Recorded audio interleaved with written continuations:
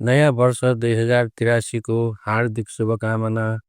देशका लागि ज्यान अर्पण गर्ने शहीदहरूको सपना अधुरै नहोस्। तिनले देखेको स्वतन्त्र, समृद्ध र सुखी नेपाल अब बिस्तारै साकार हुँदै जाओस्। नयाँ वर्षमा देशमा साँचो शान्ति बसोबास गरोस्। मनहरू घृणा होइन, माया र एकता फैलियोस्। विकास सहरमा सीमित नहोस्, दूरदराजका गाउँमा पुगोस्। गरिबका झुपडीमा पनि उज्यालो बोलोस्। हरेक घरमा शिक्षा, रोजगारी र सम्मान होस्। रोगले पीडित कोही पनि औषधि बिना तडपिन नपरोस्।